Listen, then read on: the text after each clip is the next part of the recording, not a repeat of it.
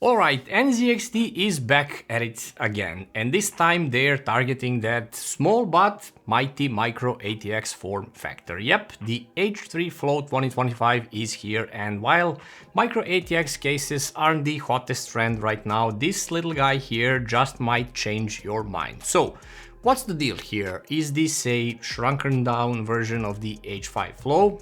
Kind of, it is, but it brings its own set of tricks. So let's check it out. Looking for affordable Windows or Office keys? Look no further, I got you covered. Head over to scdkey.com, pick your Windows edition, use my discount code LE25 to get a 25% on any Windows or Office products. Once you complete your order, after a few seconds you will receive your code. In Windows, go to Settings, there should be an Activate Windows prompt at the bottom. Click that, enter your code and wait for Windows to finish activation. To check the activation status, use the command prompt with the command slmgr.vbs/xpr and you should receive a notification that the machine is permanently activated. Once again, use code LE25 at scdkey.com.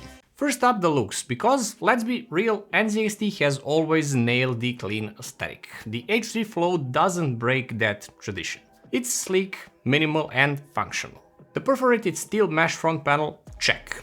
Tempered glass side panel with solid mounting, also check. And that subtle NZXT branding in the front, yeah, also check. The dimensions are 400mm high, 389mm deep and 220mm wide. But you get proper airflow thanks to that ultra-fine mesh pattern across the front, across the other side and even the parts of the PSU shroud.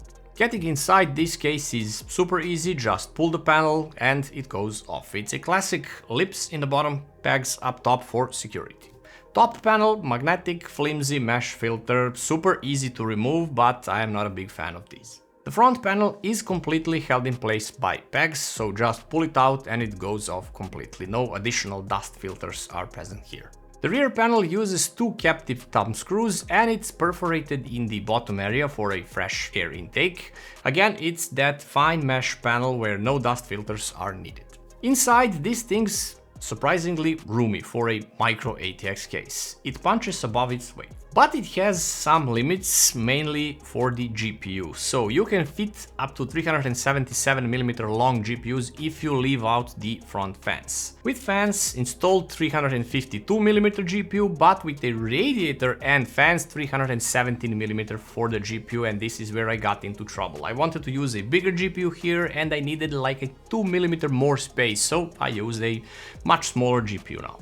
Still solid numbers for a GPU support. And yeah, even a chunky RTX 5090 would technically fit here, just beware research before going all in on this. So if you want to use a CPU tower cooler, up to 170mm of space is the maximum possible here. Speaking of cooling support, the case supports up to two 140mm fans in the front, two 140 or 120 at the top, two 120 on the PSU shroud and one 120mm in the rear, which comes pre-installed. This is the F120Q model.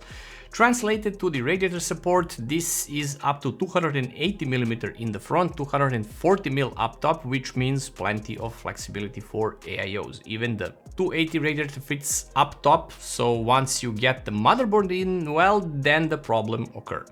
This is where I also made my mistake. For the bigger GPU and all, I wanted to mount the Kraken 280 up top. I test fitted it without the motherboard in there.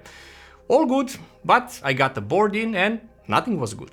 You even get mesh fan mounts directly on the PSU shroud. It's a nice touch, however, that nice touch comes with a little problem.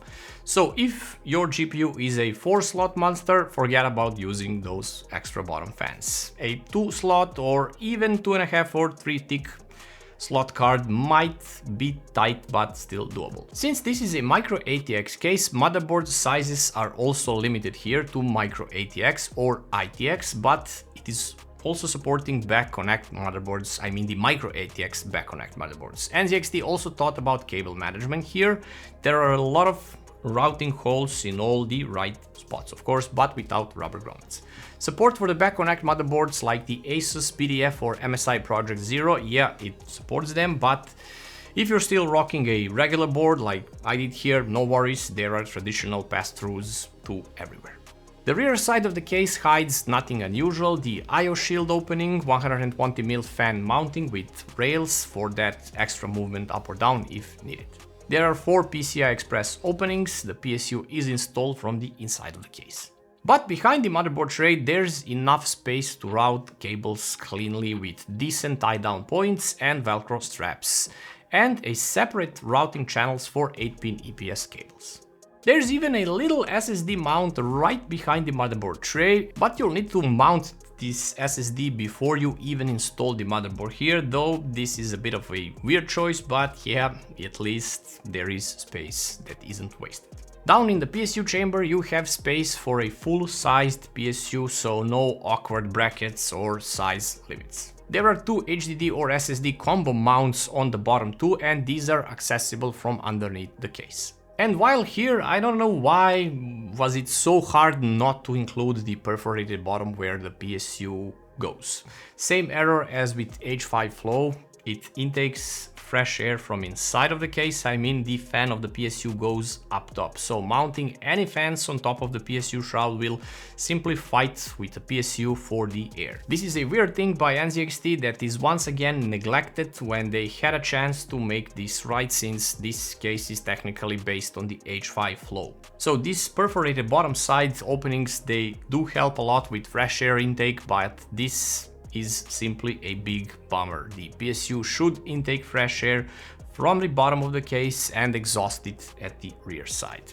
Fans on the PSU shroud would breathe without any issues, because as I see there is about an inch of space from the PSU shroud top to the PSU, so there will be enough space for the fans to breathe if the PSU intakes air from the bottom of the case. And here are the cables for the front I/O panel. Notice something strange here, not much cables, not much connectors either, just a power button, one USB 3.0 and one USB-C. So what happened to the audio jacks? People still use those? So being the Flow edition of the case, airflow better be solid here, and it is. With mesh panels everywhere and support for up to 7 fans, you are covered for airflow. In my testing, this thing moves air very well, especially if you populate those top and front fan mounts.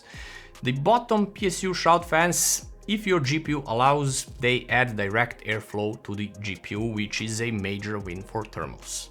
And while PSU might interfere here, a good thing in this situation is that most PSUs are not spinning their fans unless a major load is put on them.